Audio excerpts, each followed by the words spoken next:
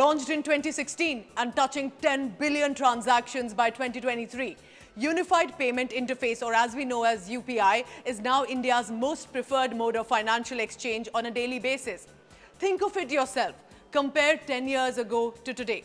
How many times now do you really open your wallet to make a payment? And how many times do you just simply unlock your mobile phone, scan the QR code, and hear the payment confirmation of the ting? It's no worry now for the chutta change. UPI has clearly become India's leading digital payment platform, with the number of transactions increasing by 59% on a year-on-year basis and a projected milestone of 1 billion daily transactions by 2026-27. This is as per a report by the PwC India. According to the Reserve Bank of India's 30th May annual report and UPI transaction data from the National Payment Corporation of India, which is NPCI, an aggregate UPI transactions stood at 139.2 trillion rupees in financial year 2023. RBI has added that the digital transformation was actually responsible for India's post-pandemic resilience. This widespread adoption of the UPI in not just Tier 1 cities, but also Tier 2 and Tier 3 cities in just a matter of 7 years, coupled with the demand for UPI in other countries, is a validation clearly that it is one of the most advanced payment systems today, not just in India, but is being sought after across the world. There was recently a pleasant proof of UPI's acceptance. Germany's Federal Minister for Digital and Transport, Volker Wissing, utilized UPI option to make a payment. This was at a local sabzi mandi to buy some vegetables. And you could clearly notice that he was impressed and fascinated by that transaction. Remember, Germany is one of the world's leading industrial nations today. It has innovative production technologies, and yet it was praising India's seamless digital transaction. Today, UPI constitutes more than half of India's digital transactions, touching almost 10 billion transactions in a country of over 1 billion people. In the latest development, in fact, after Delhi Metro, now Noida Metro also has introduced the UPI payment facility for counter tickets. So passengers like you, if you're traveling on Noida Metro, you can also now avail the UPI payment and avoid any cash hassle across all stations of the rail network. So is there a decline in cash transactions?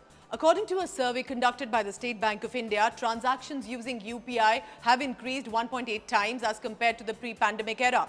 During October-November 2020, National Payment Corporation of India processed more than 200 crore UPI payments, which is worth 3.9 lakh crore rupees each month. There has been a constant increase in UPI transactions over the years. The numbers have almost doubled since 2021. In July 2021, for example, the recorded value of transaction was 3.24 billion. In July 2022, by next year, it increased to 6.28 billion. Rise in UPI usage could actually be attributed to the COVID-19 pandemic. There was a lockdown, quarantine, social distancing. All of this played a crucial role in forming a UPI-friendly attitude because you did not risk contamination and the payment was easily done. And because even though it was new, it definitely picked up during that time. Now, some of the popular ones in India are Paytm, PhonePe, Google Pay, Bheem app, Amazon Pay, Yuva Pay, MobiKwik. All banks are starting to have their own UPI applications now because they realize that a lot of customers prefer that service. What is it about UPI payment? It's a 24/7 service. It's a cashless way of a payment, simple and fast, safe and secure, and does not use additional maintenance charge like in debit and credit cards. This had every reason to succeed. Even though, remember all the criticism that had come earlier when many had expressed apprehension that this was absolutely not possible in a diverse, populated, not as educated country like that of India. Today, go to any street corner in the country, even for the most basic necessity across the road, there will be a QR code that the shopkeeper will be flashing to you. Of course, I must add here, always be cautious. This is a digital world. There are financial transactions. So ensure that you verify each receiver to who you are sending your hard-earned money. Cash remains still in most circulation, but in domestic market, the rate of UPI use has definitely increased in the past 2 years, according to all financial domain experts. Let's talk about collaborations with the world. The National Payment Corporation of India has partnered with Singapore-based PayNow to integrate UPI with their software. So there is a similar interface, the usual method of scanning a QR code. And not just in Singapore, but also our neighbors like Nepal and Bhutan are adopting the UPI interface. Bhutan, in fact, became the first country to adopt UPI and the mobile payment BHIM application and their own launch of UPI One World app. Most recent, remember, was the announcement with a developed nation like France. There are also countries like United Kingdom, Bahrain, Oman, UAE, Malaysia, Dubai, and even Europe. They will try to launch either their own versions of UPI or in collaborations with India.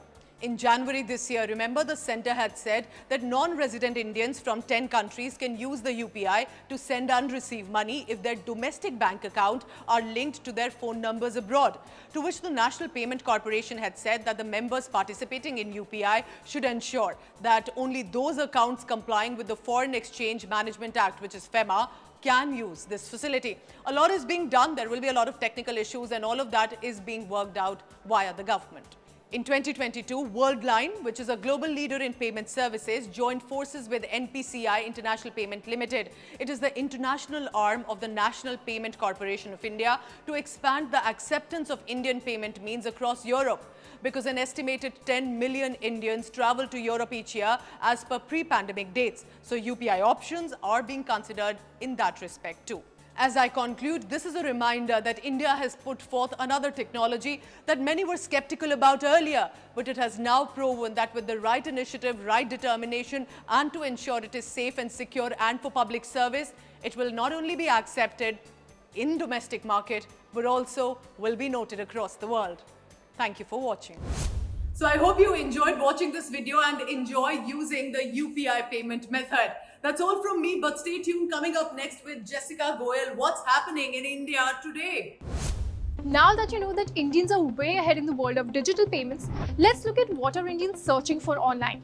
Data as per Wikimedia Foundation shows that Wikipedia seems to get most of its clicks in India from people on the hunt for some internet porn. Wikipedia is the most sought after free online encyclopedia. Data shared by Wikimedia Foundation suggests that about 11% of Wikipedia searches in English are made by Indians, with pages corresponding to porn-related keywords topping this list. Between May and July 2023, pages corresponding to the terms XXX sex and XXX film series registered the most link clicks on Wikipedia in India. But how was this calculated? The company said when users type a term on Google and click on the Wikipedia link among the search results, this click forms the basis of the link click metrics.